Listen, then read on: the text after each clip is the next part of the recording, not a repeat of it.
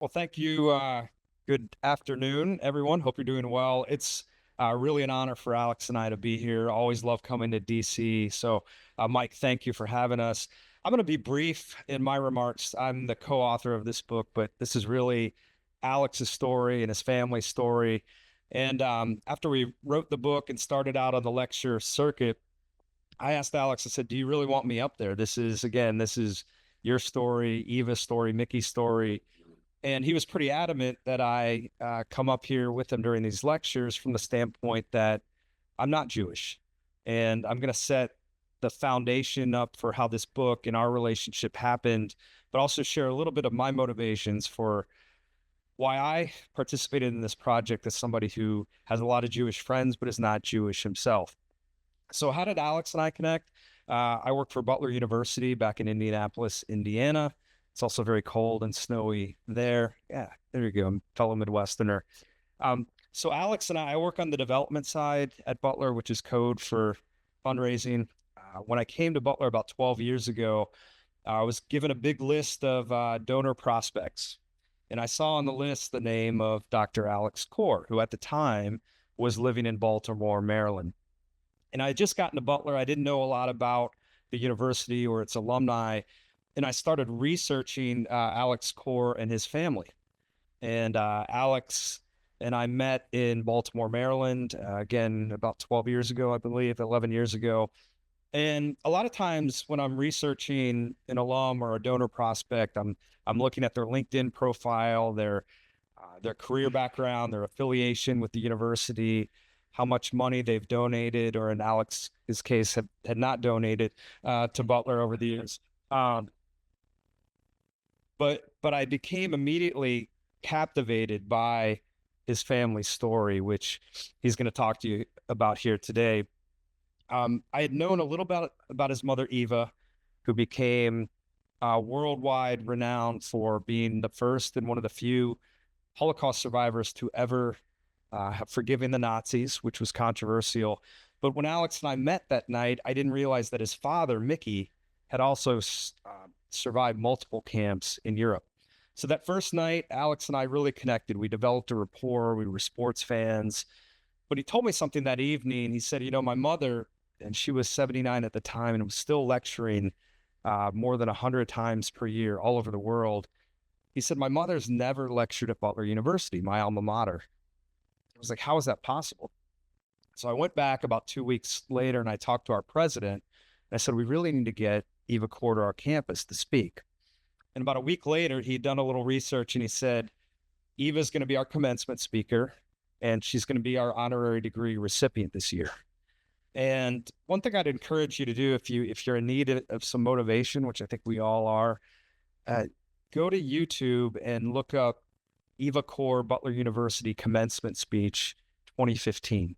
One of the most amazing speeches I've ever heard. Jill Gentry, Jill, if you'd raise your hand, was one of the graduates. That Jill is an identical twin as well, and we'll hear more about twins in Alex's presentation. But our basketball arena, we had 9,000 people there that day, and Eva told her story. She talked about being taken by cattle car with her family to Auschwitz, how her parents were immediately taken from her, about surviving Dr. Mengele and the twin experiments. But she then we had 1,000 graduates, and she looked them in the eye and said, when you go home tonight, I want you to thank your parents, not just because they paid a lot of money for you to come to Butler, but because when I, quote unquote, graduated from Auschwitz in 1945, I was looking around for my parents and they weren't there. They had been executed immediately upon being dropped off, had been taken to Auschwitz. And then she motioned up to Alex, who was sitting in the front row, and said, I'd now like for my son to come up here and give me a hug. And, if you didn't get goosebumps at that point, you probably weren't alive. And it was one of the really great moments in my time at Butler. Fast forward, Alex and our friendship grew. So did our work to honor his parents' legacies. We endowed a scholarship in his mother's name at Butler. We collaborated with a good friend of ours on a documentary, which I highly encourage you to watch if you have not seen. And then about a year and a half ago, Alex and we usually have dinner once a month, talk about sports. And his dating life, which he's still single. So that's it's one of our goals for this whole project, really. But he told me, sorry, I like to pick at you. Um, he said, I really want to write a book. Want to write a memoir on my life as the son of two Holocaust survivors. And I had written a couple books on college basketball, athletics, and I was a bit burned out at that point. But I said, this was the one project I was willing to take on. And I said, look, you've been talking about this for years. Either we're going to do this or you're going to stop talking about it. And the next day, I sent him about 20 questions on his life. And from there, again, this was only August of 2023. We started just moving forward on the book. And then October 7th, 2023 happens. And we really were motivated by the attacks by Hamas to really push this project forward. The book came out in May. It's done really well. Our family members have bought a lot of copies. They're on their third run, I think. But we've been lecturing really all over the country. We spoke in Europe this past summer. And before I turn it over to Alex again, as a person of non-Jewish faith, I want to share just my motivations for the project. I, like many in this room, had grown really, really frustrated with the rise in anti-Semitism, from my perspective, from my eyes, seeing it worldwide, seeing it nationally, seeing it locally in Indianapolis, where we've had synagogues tagged with swastikas via graffiti, looking at some of the Charlottesville situation in 2017. One of the leaders of that lives about 2 hours directly south of Alex and I. He's one of the leading Holocaust deniers in the world. And I think back to January 6th of seeing one of the images that I couldn't get out of my mind was one of the rioters wearing a Camp Auschwitz shirt and laughing about that and thinking about, here's my best friend whose mother survived Auschwitz, and this is supposed to be some type of joke, and so it's very frustrated, like many of you. Secondly, I have two young children. I've got a 16-year-old and a 13-year-old. And if you look at the statistics of how little this younger generation knows about the Holocaust, that was a really big motivating factor for me. And I hope my children, will pass it down to their children and so forth. I mean, we've got to continue telling these stories. And I applaud Alex, second generation survivor. It could be easy for him to be sitting at home today, but he continues to be out there telling this story. A couple final motivations. I wanted to also tell Alex's story. People know about his parents, especially his mother. As Alex will share, he went through a lot growing up. Many survivors ended up in places like DC, New York, Los Angeles, Chicago. Terre Haute, Indiana was a very different place for a Jewish family to grow up in. And he experienced certainly his fair share of anti-Semitism, but I admire what he's gone through. And I wanted to make sure that people were aware of that as well. And then final motivation for me, again, I think everybody has a tie somehow to the past.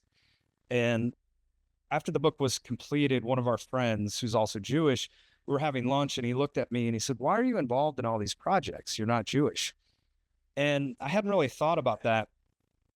First of all, I think we all should be involved in, in fighting against things like anti-Semitism and injustices everywhere. But I told him that, but then I thought about it. My wife, Sarah's father grew up in World War II Germany, in Nazi Germany. He was born in 1932. He was a Hitler Youth, which you were required to do. And my point being is, again, we all have some tie to the past, to the tragic past. And for me, it's been a real honor to work with my friend on this project. And Alex, I'm going to turn it over to you. And again, thank you so much for being here. It's an honor for us to speak to you today.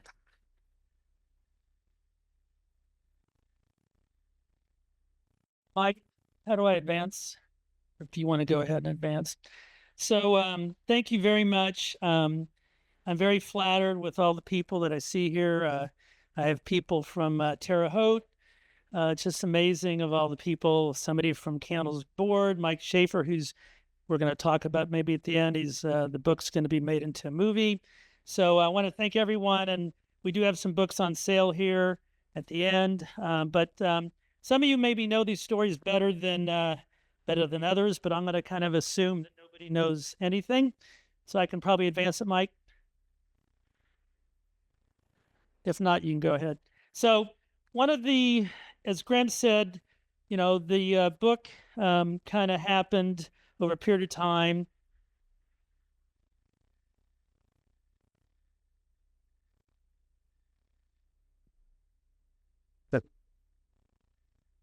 I think he's doing it. So, no, you're fine. And so, a lot of people ask about the title, A Blessing, Not a Burden. And there's a lot of reasons why I chose that title. Thanks, Mike. Yep, I think that helps a lot. And so one of the things that has occurred in my life over many years ago was when I was, and you can go ahead and advance it to the next slide, Mike. When I was in podiatry school, some of you know this story pretty well. I was diagnosed with cancer, and it had metastasized to my lung, and I thought I was going to die. And so my mom, I was living in Chicago, and my mom kept on calling me, and I would let it go to voicemail. And so one time I kind of listened, and she said, "Look, quit feeling sorry for yourself. You need to understand your father's a survivor. I'm a survivor. You'll be a survivor. This is your Auschwitz."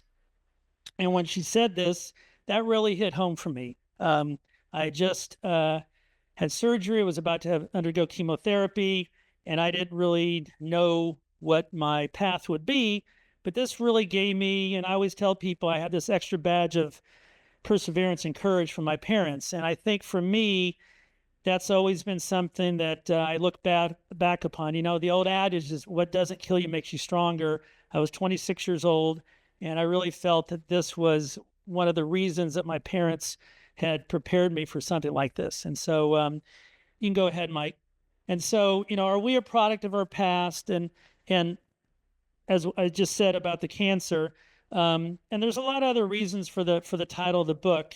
And one of which is that, my parents, and when I lecture a lot, when we lecture, I think it's important, the sensitivity of the subject matter is such that it's very solemn. My mom lost over 119 family members, and my dad lost over 80 family members.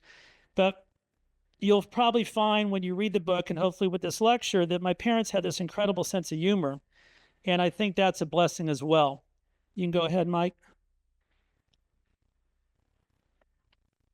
And so, as a child of two Holocaust survivors, the other thing that we talk about in the book and that I talk about is that, especially since October 7th, as we all know, there are less and less Holocaust survivors alive. And I think, and I know there's at least a couple 2Gs here. 2Gs are second generation, or 3Gs. And I really think that it's even more and more important now that as a child of Holocaust survivors, that I do my part to kind of tell my parents' past. And the book is also a call to action in that, we all are a product of our past. And, we have a friend, Stacy Gowan, who runs an organization, and she always says, remember the past, protect the future. And I think that's another reason that I think that's important that we get out there and tell these stories, whether it's my parents or some other parents or other descendants.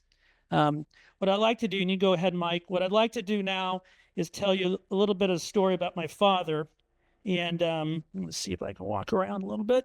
And so my dad, most people, even in Terre Haute, and there's at least one person here from Terre Haute that used to steal candy from my dad's pharmacy. Tom, you can raise your hand if you want to.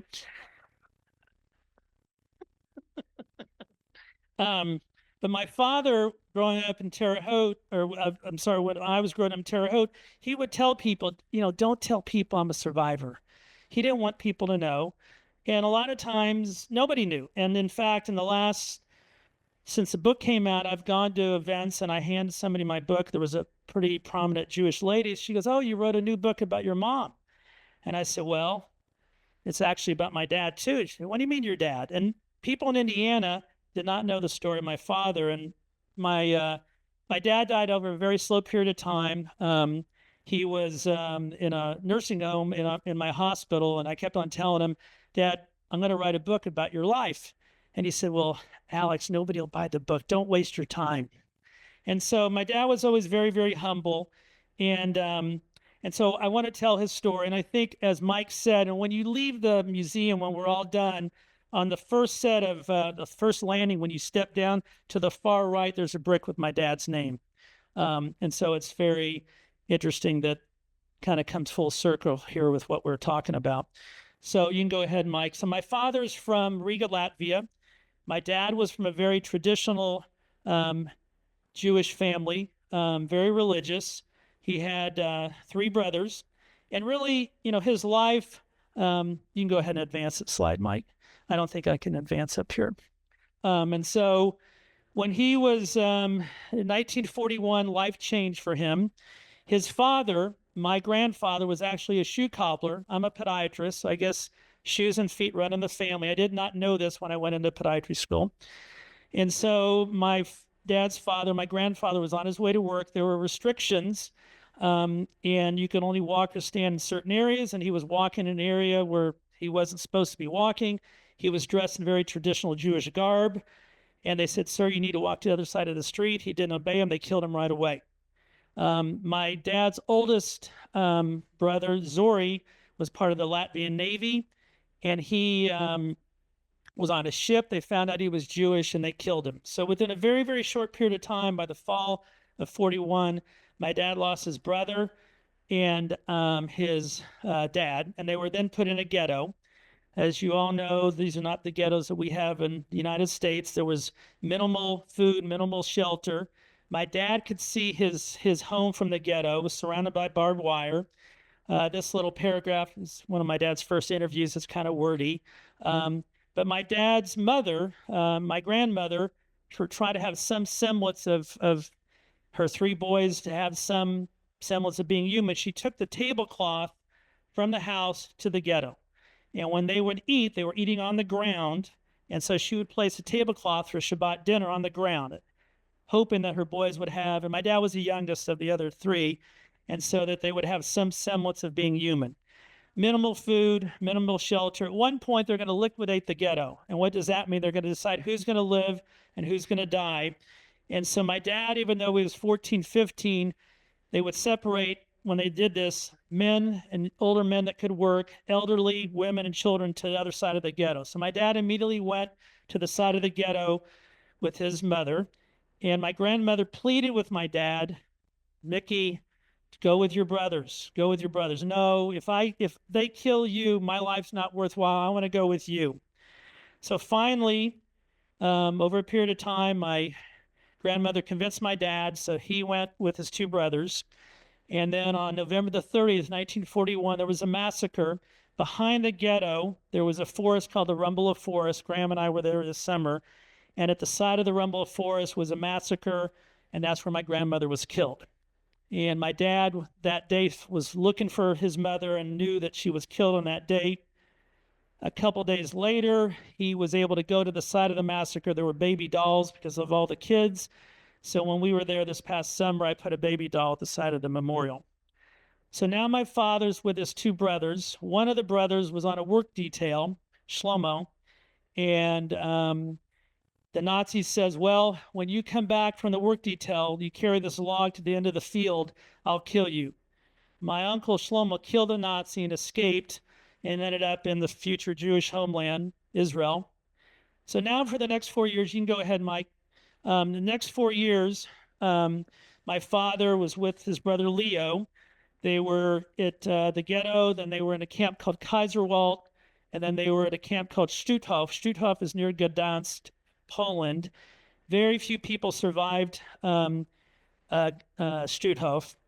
And then in March, April of 45, my dad and brother Leo were taken down to Buchenwald in Germany. And so my dad and my uncle were then on a death march. The death march, they would tell the Jewish people, "Well, we're going to take you to a safer area." And typically what would happen is there was just an excuse to kill them. And so this was the middle of April of 45. My dad's on a death march. And we still don't know the conversation between my father and brother, my uncle Leo. But at one point, my father says, "Well, they're going to kill us anyway. I'm going to make a go for it." So when my dad would tell the stories years later, some of you know my father, everything was sports analogies. And so my father runs from the Nazis and they're shooting at him. At the time, the Indianapolis Colts had a running back named Edgerrin James. So he would tell kids he would run like Edgerrin James, dodging the bullets. He hides in a building. You can go ahead, Mike. He hid in a building, the ruins of a building, and he's just hoping that he's not going to be caught. They didn't send dogs after him. The rumor was that in this area that the Americans were coming through to liberate. And so the next couple hours, there's fierce fighting, rockets, bullets, grenades, and now he's just hoping he'll survive. Then there's about 2 hours of silence, and then he hears a weird language. And my father was very, very good with languages, and he could hear the language, and he knew it wasn't Hebrew, wasn't German, wasn't Latvian, so he thought, well, maybe it's English. So he comes up with his hands up, 3 American GIs, they give him a Coca-Cola. When I was a little kid, we never had Pepsi. I didn't know what Pepsi was. We had Coca-Cola breakfast, lunch, and dinner. And my father, to his dying day, always had Coca-Cola in his room. The interesting thing, I didn't know this until we did research in the book, the date of my dad's liberation was April 15th, 1945. My birthday is April 15th, a couple years later. So the leader of this troop was from Lieutenant Colonel Andrew Neff from Terre Haute.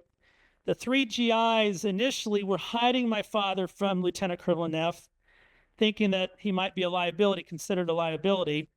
A couple days later, Mr. Neff met my father and realized that my dad knew the terrain, knew the languages, and he would really be an asset. And you can go ahead, Mike. And so Mr. Neff gave my dad GI clothes and put him on a Jeep.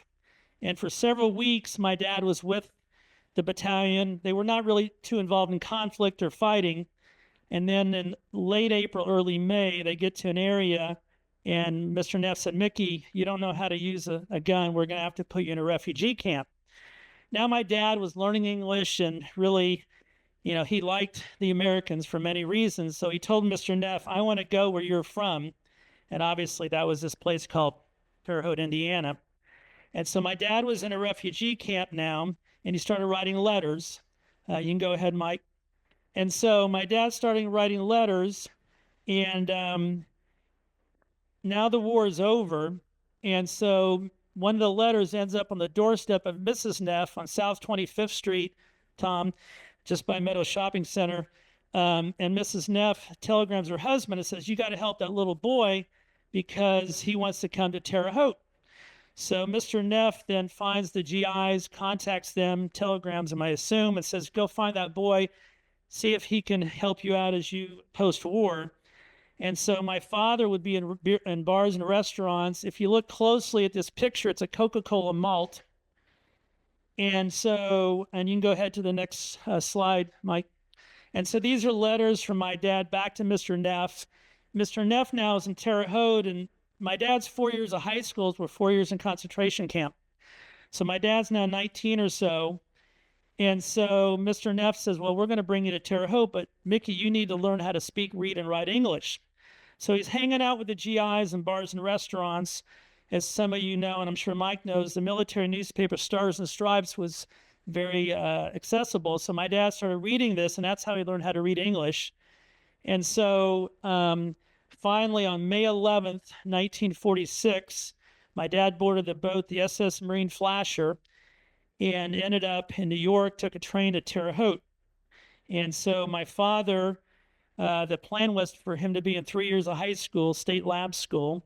And so in Europe, when he was a little kid, everybody was playing soccer. Well, in Terre Haute nor in Washington, D.C. in 1946 or 47, nobody's playing soccer. At least in Indiana, we all know that that's where basketball came from, so everybody's playing basketball. So my dad on a good day was 5'2", and everybody's talking about basketball.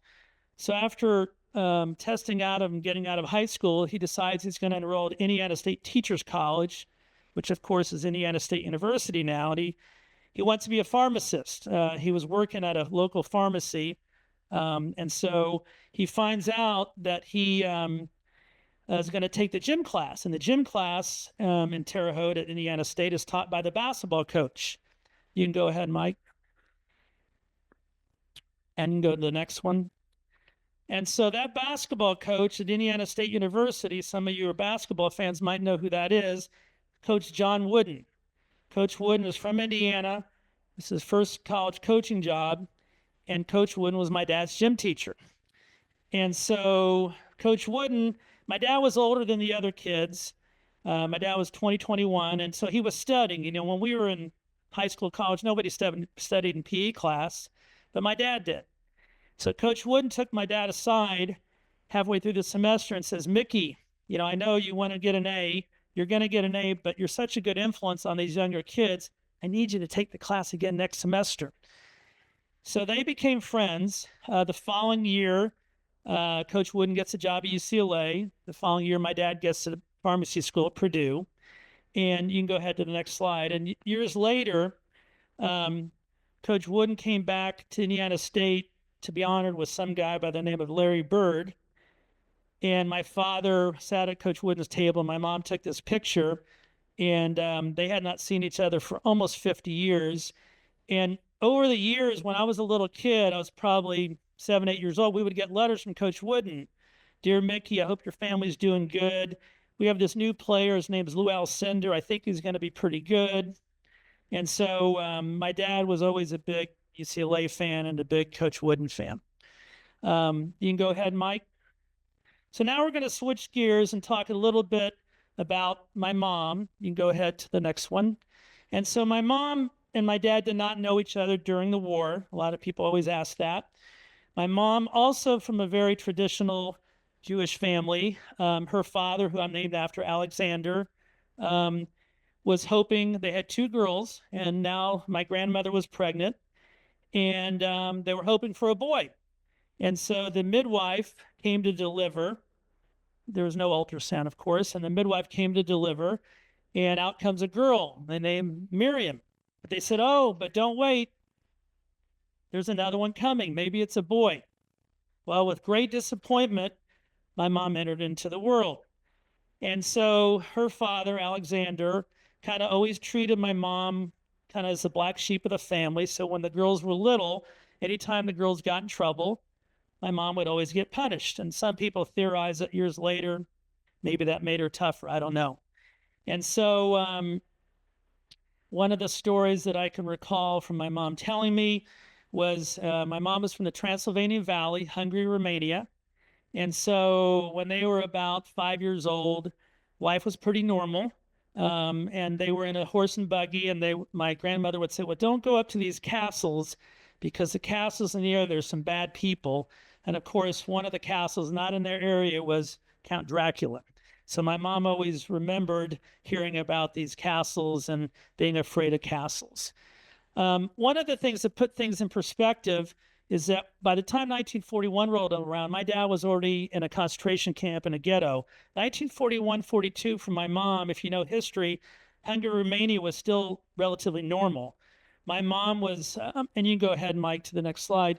My mom was living a very normal life. They were in grade school.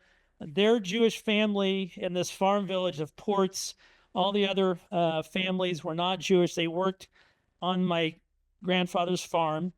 And then things started to change in 42, 43. One day, their teacher was no longer the same teacher, was more of a Nazi sympathizer. My mom can remember a math equation. If you have 5 Jews and you kill 3 Jews, how many Jews are left? In these pictures, my mom was almost always on the left.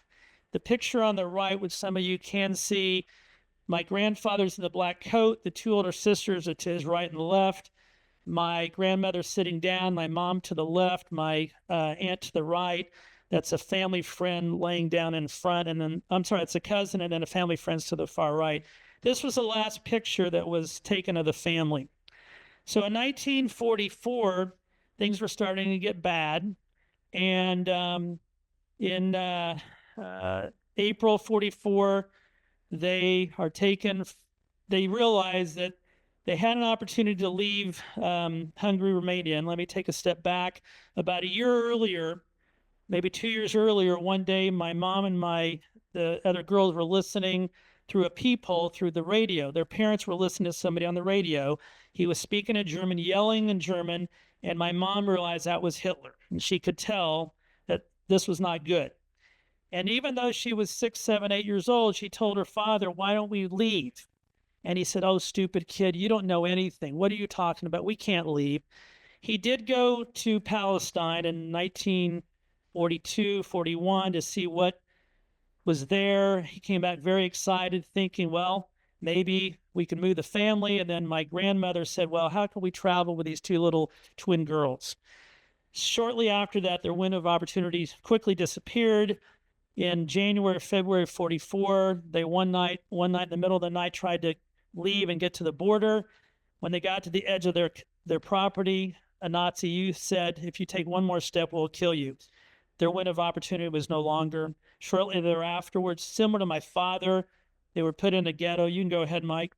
They were put in a ghetto and then taken on a cattle car. A lot of people call these trains, but it was a cattle car. They had no idea where they were going. There were 100 people in the cattle car. There was a little peephole that every 7, 8, 9 hours, the cattle car would stop for fuel. My grandfather, Alexander, was in charge of communicating, and they would give gold watches and get a little spritz of water. And this went on for 3 days.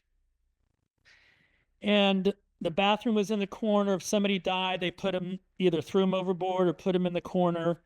And so after 3.5 days on the cattle car, one time the cattle car slowing down. And they quickly realized this was not good. And then all of a sudden, the cattle car's doors open to what you see. The picture of what you see is the selection platform at Auschwitz. Within seconds of the cattle car stopping, my mom and my aunt grab onto their mother's arms. They look around, their father is no longer. The two older sisters are no longer there. And my mom is now standing with her sister and her mother, my grandmother, on the selection platform, looking around, figuring out where do they land. Is this the moon or chaos, dogs barking, flames? And so all of a sudden, somebody is running up and down the selection platform yelling, "Twins, twins," in German. As you saw earlier, my mom and my aunt were always dressed alike. They looked alike. And so one of the Nazis approached my grandmother and said, "Are they twins?" And without blinking an eye, without her even saying yes, they quickly jumped out. 3 Nazis separated my mom and my aunt from their mother. The last thing my mom remembers is her mother's arms stretched out, crying and screaming. And if my mom were here today, she would probably tell you the one regret she has is that she did not realize this was the last time she would see her mother. She never got to say goodbye. And so my grandmother is dragged away, never to be seen again. My mom and my aunt are then taken to a barracks, and they're being tattooed. My aunt's number is A7064. My mom's number is A7063. Years later, when I was younger, I just thought my mom was old, but her number was always kind of smudged. It was never clear. And when I went to Israel, where my aunt was living, my aunt's number was like clear, like it was written with a fine tip pen. So in the 1980s, my mom asked my aunt one time, "Well, how come your number's so clear and my number is not?" My aunt said, "Well, Eva, you don't remember when the Nazis were tattooing you, it took 5 or 6 Nazis to hold you down because you were kicking and screaming and biting." And my mom would like to make some jokes. And she said, "Well, Miriam, I don't remember this. I must have blocked it out because we were raised to be good Jewish girls, and good Jewish girls don't bite." But that was my mom and my aunt's first couple hours. They were then taken to a barracks, and it's all female twins. And so my mom and my aunt were raised to be kosher. And that night they bring soup, which looked more like mud. And my mom and my aunt said, "Well, we're not eating until we see our parents." And one of the older twins says, "See that smoke in the distance? They're your parents." And my mom said, "Oh, that's crazy. Who would be burning bodies? That makes no sense." "Oh, well, you'll find out tomorrow morning. You'll meet the doctor who's in charge of this." Mike, you can go ahead. So the next morning, in comes Dr. Joseph Mengele with his entourage. And all the twins, ages 3 to 13, stand at attention, look at little toy soldiers. He was looking over his new prospects, of which my mom and my aunt were 2 of them. And so my mom is now understanding they're part of medical experiments. To this day, people still debate the purpose of the experiments. Over the years, I've probably met about 100 of the Mengele twins, many of which unfortunately have passed away. Almost to a person, they would all tell you that the purpose of the experiments, they were being studied because Mengele was going to try to make fertility drugs. If you talk to experts nowadays, obviously the thought would be that you would probably need to experiment more on the mothers. But nonetheless, they were part of these experiments. There were 1,500 sets of twins, 3,000 twins, boys and girls, ages 3 to 13. My mom got to Auschwitz. This was in May of 44. 3, 4, 5 days a week. They would be in labs, injected with something, blood drawn, very demeaning, very naked with boys and girls. Can you imagine being that age? And this went on for a couple of months. And then by August, September, you can go ahead to the next slide. So if you can't see it closely, this is data. My mom's name is toward the bottom. Moses was a maiden name. But we have some of these records from the Auschwitz lab, the Auschwitz Museum. But there was at times periodically some glimmers of hope, because every day my mom would tell you, if she were here speaking, that every day was another day to die, another day to maybe live. It was a lot of luck. One day in August or September of 44, she looks up and sees a plane circling Auschwitz. And she sees an American flag on the back of the plane. When I heard this story and I was in my 30s, I was always kind of my mom's worst critic. And I said, wait a second. How did you know there was an American flag? You're 10 years old. There's no internet. There's no TV. She goes, well, Alex, we had an aunt that lived in Cleveland, Ohio. And when I was little, we would get letters from the aunt in Cleveland, Ohio. And I always wanted to open up the envelopes first. And on the envelope, I saw an American flag on the stamp. So she quickly realized by looking up at the plane, that was the same stamp. And my mom would tell you that the second she landed on the selection platform, she could no longer think like a 10-year-old. She had to think like an adult. So she realized that the flag was an American plane. It was a reconnaissance mission circling Auschwitz so they would not bomb within the camp. Years later, when she was lecturing, she met one of the pilots from that plane. So this continued. The experiments continued. And every now and then, the Nazis were not in the guard towers. And then in November, December of 44, they could hear fighting in the distance periodically, similar to my father. And so one time they wake up and the female twins, there's no Nazis anywhere, and they were hungry. So my mom would say, well, we're going to go organize food. Organized food meant steal food. So they went to the kitchen and they put in their dressed potatoes, and all of a sudden they hear a Jeep pull up. And the Jeeps weren't the good guys. And they turn around, and there's 2 Nazis with guns. And next thing you know, firing guns. And the last thing my mom remembers is the rifle pointed at her head. She wakes up. She thinks she's in heaven. She touches the 2 bodies. They're ice cold, 2 other twins, not related. And so she realized, quickly thought, well, she must have fainted. They thought they killed her. She would always tell me and my sister that she always thought she had a guardian angel. And so she had to go back to the barracks to tell those 2 twins that their 2 sisters had been killed. Shortly thereafterwards, those 2 Nazis found the other female twins in a barracks, marched them from Birkenau, which is Auschwitz II, to Auschwitz I. If you stepped out of line, similar to my dad's death march, you were killed. They get to Auschwitz I, the Nazis disappear, the girls run into a barracks. And now they're thinking, well, we're just going to stay in the barracks as we don't know when we're going to be, meet up with more Nazis. And so the next several weeks, there's fighting in the distance. And you can go ahead to the next slide, Mike. And you can go to the next one. And so January 27th, 1945, one day they wake up and it's snowing sideways. The barracks they were in was 2 floors. My mom wasn't tall enough to see out through the window. But one of the older twins says, wait, we see something moving in the distance. It was the Red Army, the Ukrainian army, coming to liberate from the east. If you know history, the Americans came from the west, the Russians came from the east. And so they got to the camp and they found these twins, female twins, and they gave them candy and cookie and milk. Now, this picture is my mom and my aunt at the front of the line. This is always known as the liberation picture, which is January 27, 1945. This picture was not taken on January 27, 1945. They came, the Ukrainians said, well, we're coming back in a couple weeks. They wanted to have propaganda to show that they had done something good. So they left, gave the kids candy and food or whatever. And then several weeks later, although my mom would tell you that it was several days later, but if you talk to the Auschwitz tour guide, it was probably late February. So they came back with big motion pictures. And my mom, some of you know her, loved attention. So she put my mom and my aunt in the front of the line. If you see the video that this came from, my mom, this was on the fifth or sixth take, she sticks out her tongue like a typical 10-year-old because they kept on running them through the same video. And so the two twins behind my mom and my aunt to the right are the Changara twins. To my knowledge, they're the only two sets of twins still alive. I know their granddaughter, who's a doctor in Israel, a resident. And so after the war, where would my mom go? You can go ahead, Mike.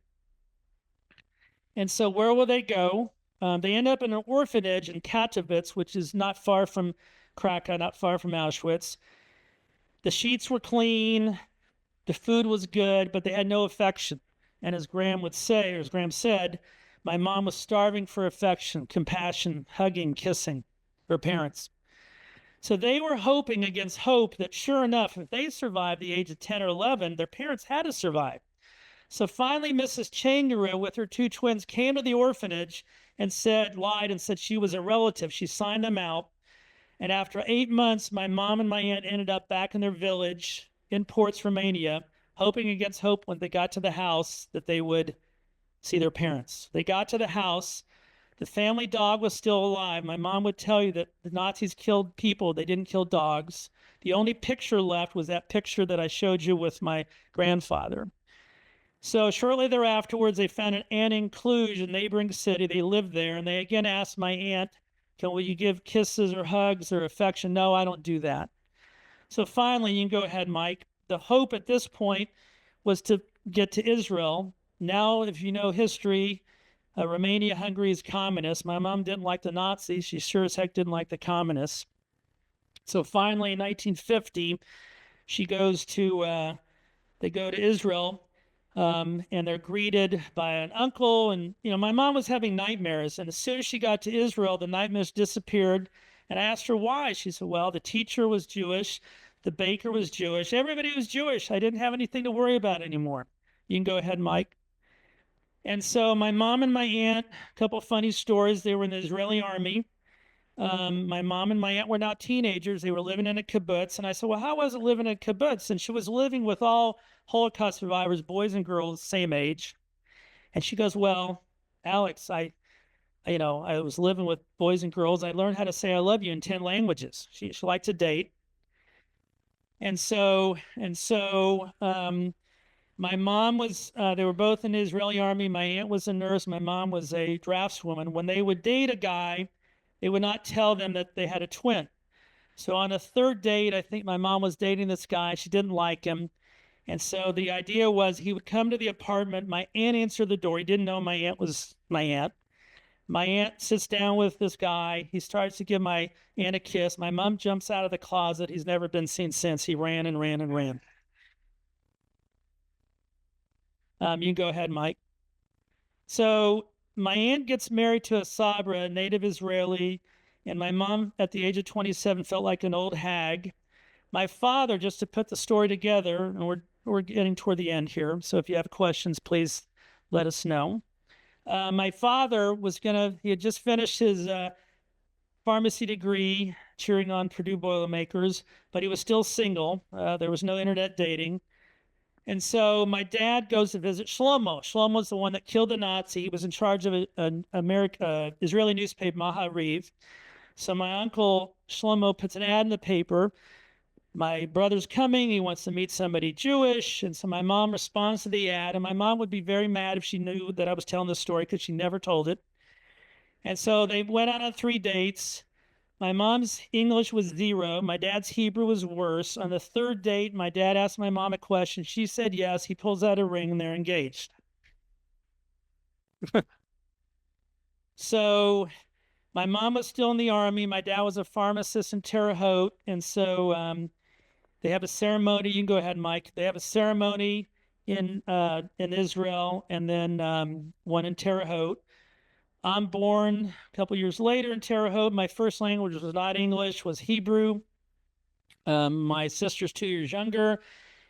For me, and just to give you some, I think I kind of had an unusual childhood. I did speak English till I was 5.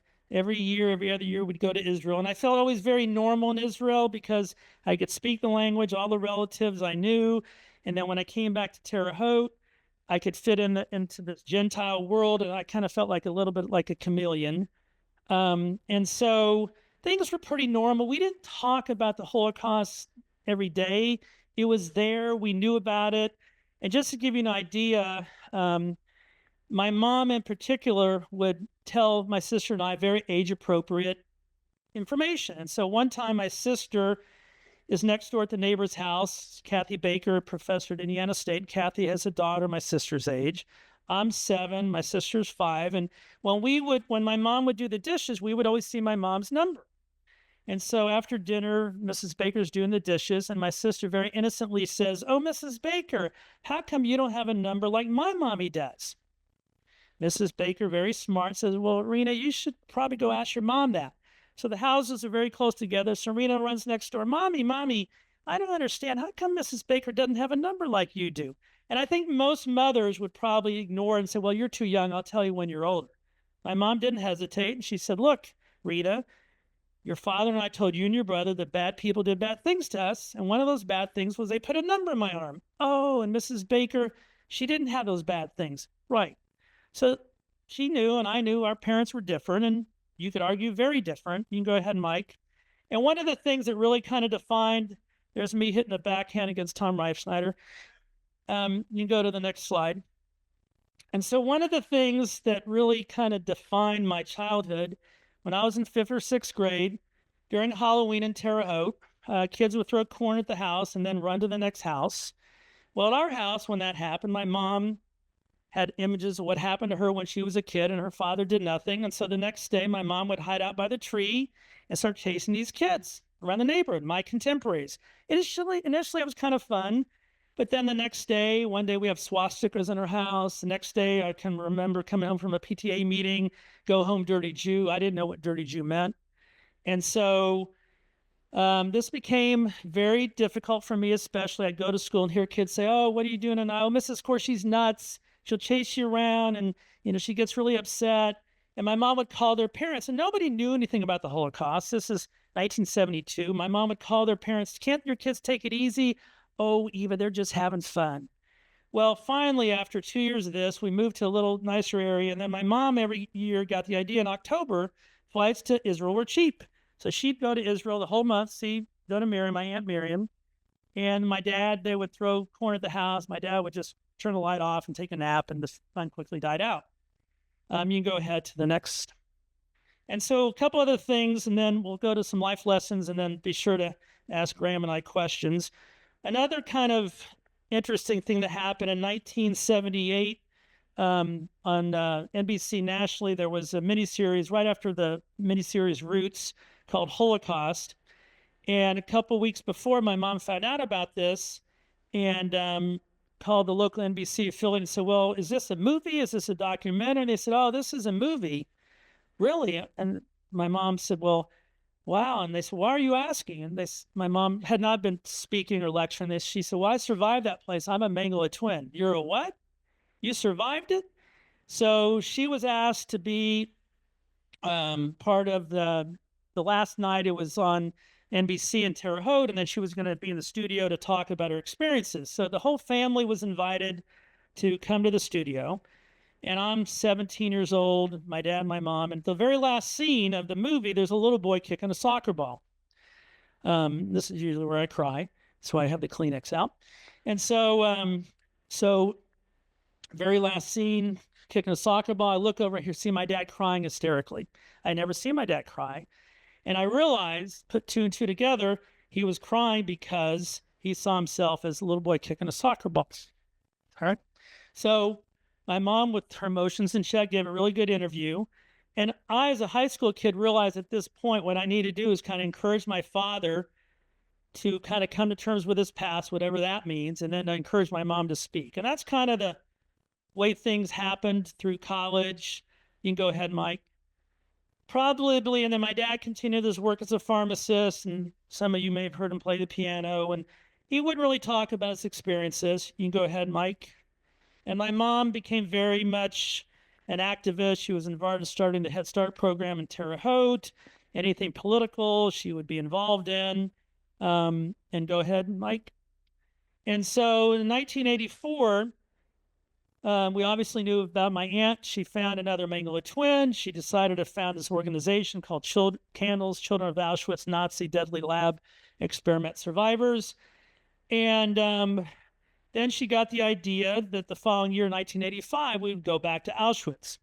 I'm 24 years old. I didn't have textbooks. And you can go ahead, Mike.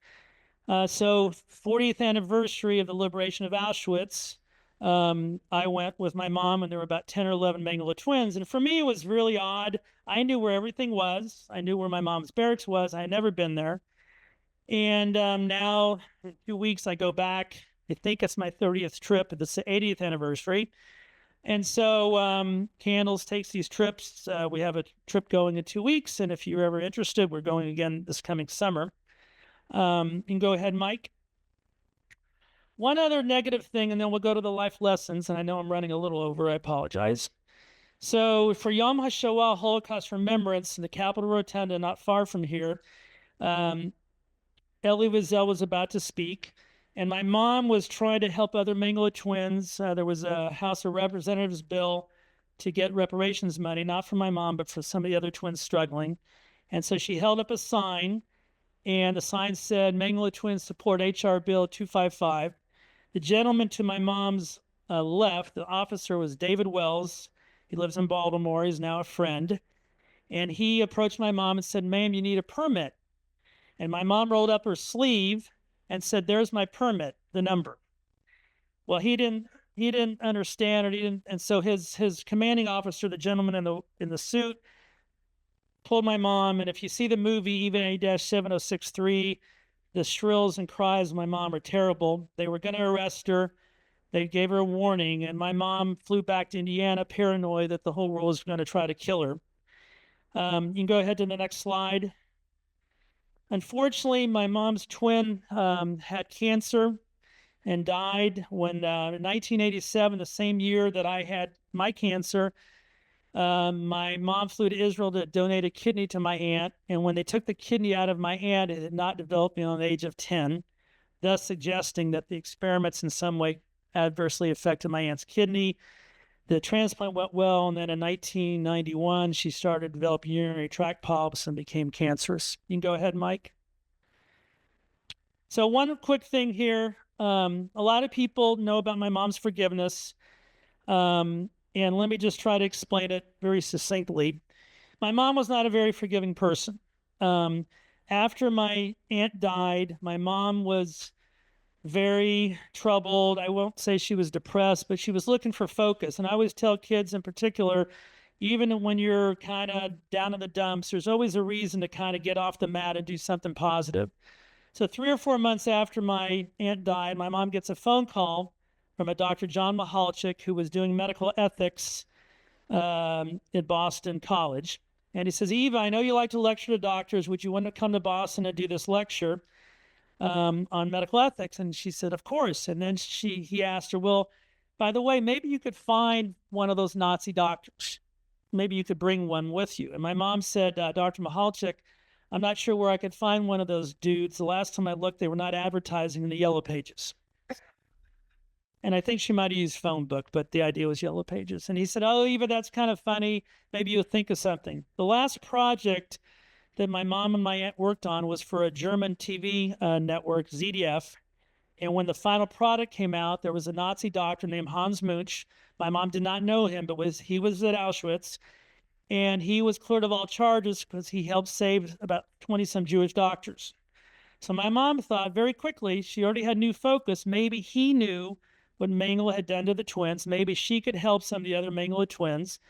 So she contacted Dr. Munch through an interpreter and hoping that he would come to Boston. And the response was, well, Eva, good news and bad news. The good news is He's going to give you an interview. The bad news is he ain't coming to Boston. You got to go to Germany. So my mom had not been back to Germany proper and was very, very nervous, very afraid. And so she has a Dutch TV crew with her. And shortly after my aunt died, she flew to Germany, very afraid, approaches the house, and she was having back problems. So she sits down, he gets her water, he gets her pillows. And my mom says, "Boy, Dr. Munch, you're not like the Nazi doctors I remembered in 1945. And then she asks him the really important question, "What do you know about the Mengele experiments?" And he says, "Eva, I don't know anything. He kept everything to himself. I'm really sorry." And then he kind of said under his breath, "But I have nightmares too." My mom said, "What do you mean you have nightmares?" Well, I did save the 20-some Jewish doctors, but one of my other jobs was I would periodically stand outside the gas chamber, and when all the bodies stopped moving, I would sign one death certificate. And he went on to describe the operation of the gas chamber to my mom. And my mom was a quick thinker. And she said, "Dr. Munch, in over a year and a half, we're going back to Auschwitz for the 50th anniversary of the liberation of Auschwitz. Would you tell the world what you just told me? Because I think it's important for all the people that deny the Holocaust. You as a Nazi doctor would tell the world what you just told me." And he said, "Of course." So my mom, I wasn't on the trip. My mom came back to Terre Haute and said, "Well, he doesn't know anything about the experiments, but he's coming with us to Auschwitz." And I said, "Oh boy, Mom, bad idea." Because by now my aunt had died and the Mengele twins were in Israel were always a little suspicious of some of my mom's ideas. And I said, "Mom, I don't think that's a good idea. I don't care what you think. He's going to document the Holocaust, but I need to figure out a way to thank him." I go, "Thank him?" So she went to Meadow Shopping Center, Tom, Hallmark store, Meadow Shopping Center, for 2.5 hours looking for a Hallmark thank you card. "Eva, what are you looking for?" She was too embarrassed. My parents didn't drink a lot. She went to a liquor store. Nothing seemed appropriate. Months and months and months went past. And then one day she thought she, is the Mengele twin, just trying to survive, she could, in her name only, and very important, she in her name only could forgive the almighty Nazi doctor. This was the way she could thank him. She thought this was a perfect gift. So she prepared a document and went to her local professor at Indiana State, where she graduated from, and said, "Dr. Kaufman, I want you to read this. Make sure there's no technical grammatical mistakes." And Dr. Kaufman said, "No, Eva, there's no mistakes, but you're forgiving the wrong guy." And my mom said, "No, no, no. I'm just thanking him. I want to thank him. I'm giving him a gift." So you can go ahead, Mike, to the next slide, and then we're going to wrap it up after this. This is Dr. Munch and my mom on the way to the gas chamber to do the ceremony. So Dr. Munch says his piece. He did not know, and this is very important, he did not know my mom was going to forgive him. He had no idea. He tells my mom exactly and the world exactly what he told my mom a year and a half earlier. And then my mom said, "I want to thank you, and I'm going to thank you by forgiving you." Initially, she was just doing this to help him. And I remember a reporter asking, "Well, Eva, you're forgiving Dr. Munch. What about Dr. Mengele?" "No, I'm just forgiving Dr. Munch." But over the next several months, she realized that she was giving herself a gift. She no longer had that chip on her shoulder, and that led her on a path to forgiveness. She wanted to forgive her mom, her dad. She would start writing and reading letters at Auschwitz, which now I do at the selection platform, that she forgave her mom and her dad. So let me go ahead to 2 more slides. Go ahead, Mike. That's candles. Keep on going. And 1 more slide. We'll stop there. I want to bring up Graham, and we'll do a Q&A, and then we have time. And I know I'm sensitive to everybody's time, and I know some people are on call here. So if you have to leave, I understand, Andres. So happy to answer any questions. Thank you for the opportunity. And it's really a thrill in front of so many friends.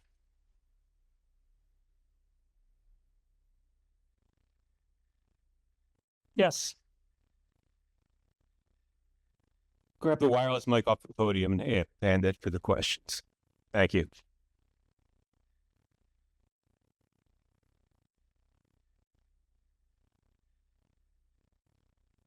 Do you know, between the time that Auschwitz was first liberated and that second group that came back to do the filming a month later, where was food coming from? Who was taking, there were, I don't know how many people still in the camp. Who was taking care of them? How were they being fed? And etc. Yeah, so I can tell you one anecdotal story. So behind Auschwitz 1, there's a river, the Vistula River, and they would get potatoes. They still could have access to potatoes, but they had to boil the potatoes. And this is the only way I can answer this. So my mom, this is probably February 1st, early February, she went to break the ice and to get water. So she goes to break the ice and looks across the river and sees a little girl with pigtails with school bag on her way to school. Sorry. So that was my mom's first recollection or understanding that the whole world was not a concentration camp.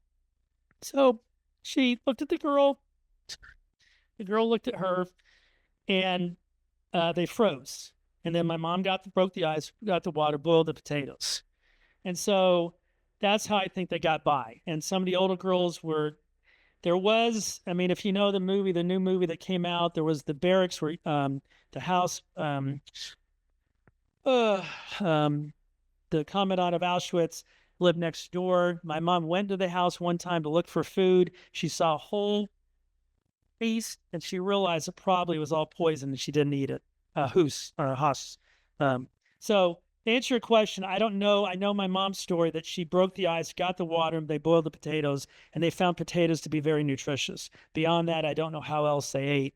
But we reenacted. There's a movie called Forgiving Dr. Mengele, done by Chicago filmmaker Bob Hercules. We reenacted that scene. When my mom reenacted, it was probably 1989 and 90. She looked across and she froze again in time. It was crazy. So Thank you very much to both of you for being here today. As I had mentioned earlier, I interviewed your mother when I was a high school student, and that conversation, as well as reading her book, really made a difference in my life's journey, and I'm hoping to teach about the Holocaust professionally. My question is, I was reading in the book about when Mike Lunsford brought his students to speak at the Candles Museum, to come to the Candles Museum, and when your father spoke to them, I was wondering if any of the students who your father spoke to that day, which I understand was the beginning of his journey as a speaker, ever conveyed to your family their memories of that day and the impact that hearing your father speak had on them that day. So let me give the rest of the crowd a little. So Mike Lunsford is a now author, and he was a part-time student teacher in Terre Haute. My dad was at the museum, Candles Museum in Terre Haute, filling in for my mom because he didn't lecture.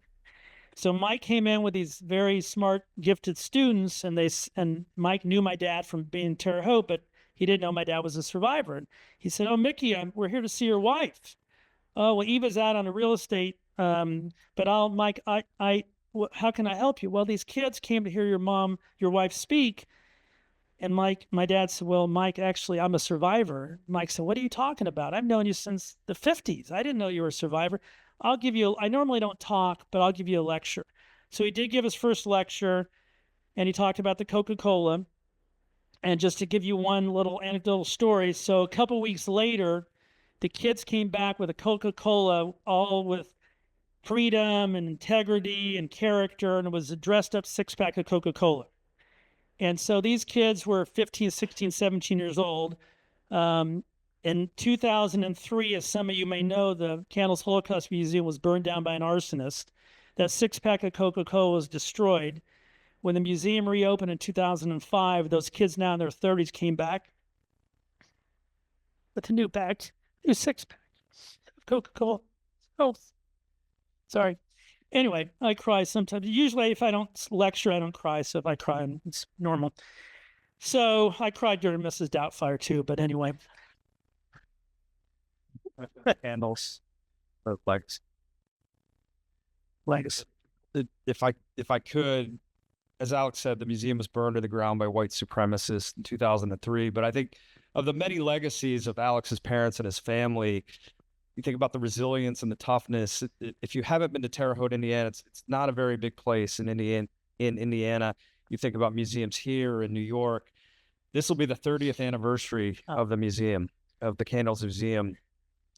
It's astounding, again, that was built in the first place by his parents, rebuilt after the fire. More than, I think, 30,000 people have now gone through the museum, 8,000 school children. Truly an incredible testament to what his family has done. It was originated in a retail shopping center. Right. We do have an online question about the evolution of candles from where it started to what it's like today. If you could address that. Evolution of candles. So the initial candles was a bunch of things on our garage, and my mom kept on ruining my indoor basketball court with more and more relics from Auschwitz. So when my aunt died in 1990, well, let me go back. 1984, my mom met another twin, and formed Candles, the organization. We went back in 85, as I mentioned, and then really the impetus for actually having a museum was when my aunt unfortunately died in 1993. So the original museum in 1995 was from, as Graham said, my mom was in real estate. It was an old retail shopping center. I think it was a travel agency in the front. And so my mom kind of rented out space. Pictures were up with little Scotch tape and thumbtacks. Very neat, but not a very professional museum. We had a 20-year-old student that was kind of volunteering, and things grew, and my mom would give lectures, and she would pack the floor. There were no chairs with kids. And really, things continued to take off. People in the community. Terre Haute does have a Jewish community. It's about a little over an hour west of Indianapolis. Things grew. They took over the entire building. And really, now we have a board of directors. There's one of the board members here, Brielle, if you want to raise up your hand. Brielle's story is incredible. So what the point to answer your question, we're in Terre Haute, Indiana. The goal eventually is to have a foothold in Indianapolis. We'd like to have the next step, along with the movie that Mike Schaefer can talk to anybody about, is to have a presence in Indianapolis, a museum in Indianapolis, because really Terre Haute's Jewish community is small. Indianapolis has a lot of reasons for people to come to Indianapolis. So we have a board of directors, people throughout the country. We take trips to Auschwitz. We're going in 2 weeks. And really one of the things, it's the only museum dedicated to the Mengele twins. And so we have, if anybody's interested, we have committees, and we're more than happy to entertain people to be involved. So hopefully I've answered the question, Mike. There's a Question in the back. behind you. Yep.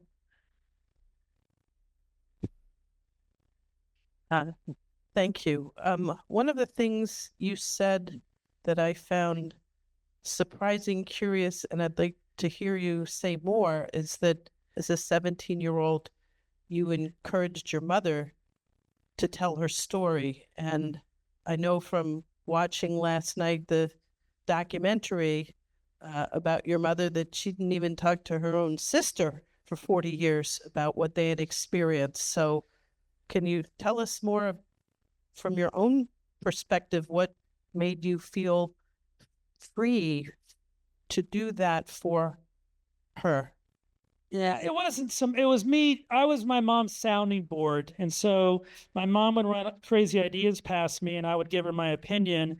But I realized that I was always worried that my mom would embarrass herself. And probably that came from when I was a kid, when the kids made fun of her. So when she did the TV thing on Channel 2, I realized that she had a message, and she had a good way of delivering the message. And so I was very proud. And so I think for me, it wasn't that I needed to do anything other than to encourage her, but I was trying to help her, navigate the past. And so at times, I was busy with my own life. I went to college, I went to podiatry school, etc. But for me, I was just encouraging her. My sister, not as involved. My dad, my mom respected probably my opinion more than anybody else in the family. Probably that's the best way to answer it. So I'm older than my sister, and my dad they would argue about things. And my dad, we can talk about the forgiveness. My dad wasn't so forgiving until later in his life. But I think to answer your question, when I was 17 years old, I kind of saw that she was no longer embarrassing herself. And I thought, well, I think you need to talk. I've got just an online comment from Ida Chait, watching from Baltimore with my mom, who was also a survivor. I was at the Candles Museum in 2023 and thought the virtual reality interview with Mrs. Kor is fascinating and makes her story so accessible. So for some of you, the Dimensions in Testimony started by the USC Shoah Foundation, Steven Spielberg and Stephen Smith. My mom was one of the first 12 to 13 survivors. When I lecture, a lot of times what we do is we'll bring up my mom's PowerPoint, and it's a hologram like you and I are talking. And you can go to Eyewitness, USC Eyewitness, and see it.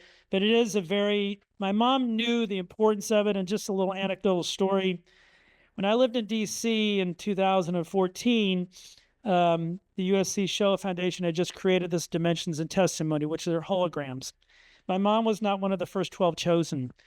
She called Stephen Smith. He didn't really know who she was, and says, Mr. Smith, I'm Eva Kor and Mengele twin. And he says, oh, nice to meet you. One of my jobs here is to help out survivors. How can I help you?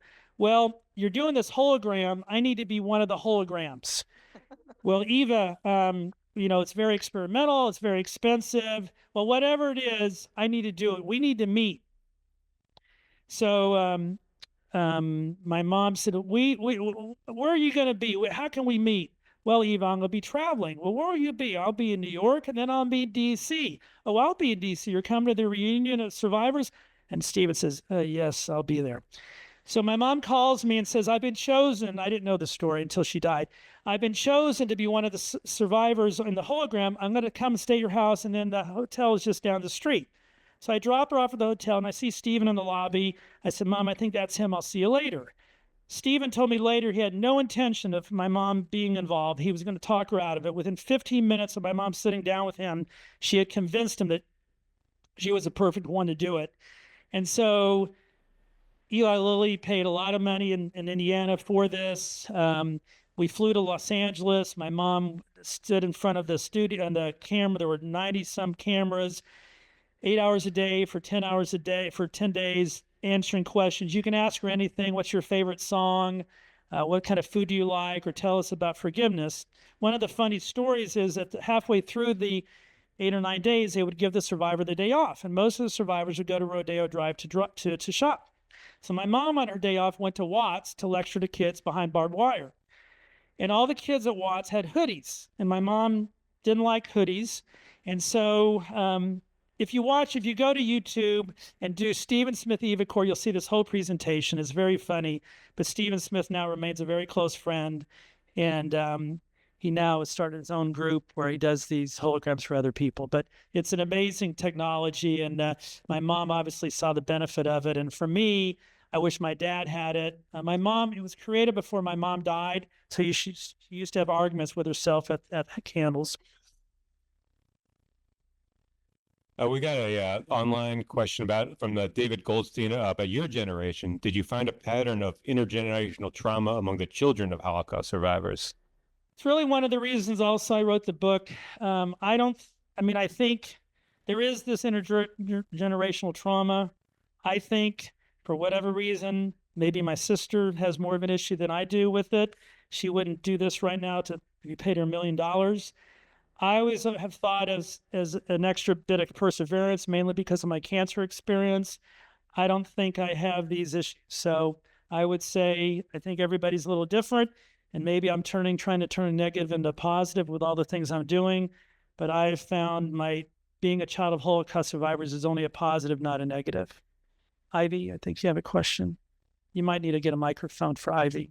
I'll bring this one to you, and I think this will have to be our final question. Okay. Hi, thank you so much. I was so lucky to have the opportunity to see you here. My name is Ivy Seamus. I created and taught a Holocaust Studies program at a very large suburban high school in South Florida. 2 of my students are here with me now, actually. They're adults and living in DC. But Holocaust education made a huge difference and a huge impact. I taught Eva Kor's story for years. My students felt like they knew her very well. One afternoon in the middle of class, we called Candles and asked if Eva could come speak, and we realized how much it would cost, and then we said, we'll just watch it on TV. But I'm so appreciative and thankful. And Alex came to South Florida to speak after our tragedy at the high school where we had a mass shooting, nothing to do with the Holocaust, but the shooter did come into the Holocaust class that day. But my question to you really is, I know we know a lot about Eva and we don't know that much about your dad. How did your dad feel about Eva's forgiveness? So my father, when my mom came up with this idea, like me, was kind of like, Eva, you shouldn't do this. And then as time went on, he realized the change in my mom's perspective, the fact she smiled more. So just two funny stories. One funny, 2014, I was living here in DC. My dad calls me, says, you know, his favorite NBA basketball player, I'm not going to give you the name, was of German descent and played for the Dallas Mavericks. You can take your guess. And so his favorite player was of German descent. He says, you know, I see what good forgiveness has done with your mom. I'm going to do the same thing with the family of so-and-so. I go, well, Dad, we don't know. He said, no, this is just a symbolic gesture that I want to show that I am forgiving somebody of German descent. It's my favorite basketball player. So sure enough, he has a press conference with Terre Haute, and to his dying day, he had the jersey of this player in his room, which I still have.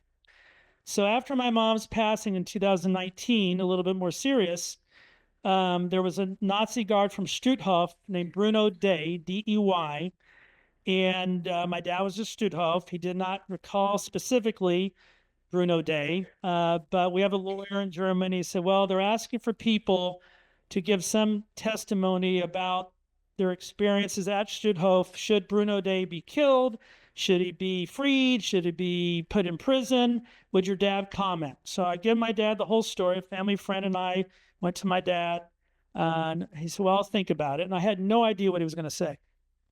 About 7 months, about a month before the pandemic, my dad thought about it the next day. He said, you know, in your mom's memory, I'm going to forgive Bruno Day. So anyway, thank you very much. Go ahead. We could just.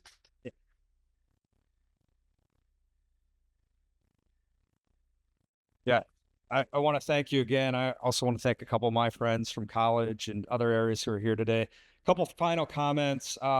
As Alex alluded to, the book is going to be adapted into a motion picture, which we are really excited about. Mike Schaefer, our good friend and movie agent, press agent, can answer questions about that afterwards.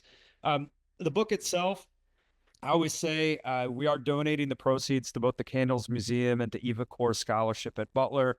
And I say, you know, this year, as you think about people in your lives, almost none of us can understand what it was like to be a survivor, but that go through the Holocaust. But I think the forgiveness angle of this book, I think we're all trying to forgive somebody, you know, in our lives. And I think one of the most powerful presentations Alex and I gave was over in Latvia at the Latvian Holocaust Museum. And while we were talking, there was a woman looking really intently at us with tears in her eyes. And she came up afterwards to Alex with a bouquet of flowers. And she said, I'm from Latvia. I hope you'll forgive the Latvian people. We didn't do enough to protect your family. And I think when we think about all the bad that still surrounds Holocaust deniers and whatnot, there are a lot of people out there who really care. And then the final aspect of this book, and we're delicate in how we say this, but there is a lot of humor in it. Alex's parents used humor, I think, to overcome, you know, what they had, you know, gone through. And I think one of my, yep, you tell the story. So we'll finish real quick. So the 50th anniversary, the liberation of Auschwitz, we have 2 busloads of 50 people. Dr. Mooch is on the bus. We get to the area to get into the camp, and my mom thought we had everything set up, and the security says, well, ma'am, you don't have a pass to get in. So my mom gets off the bus. I knew it was going to happen.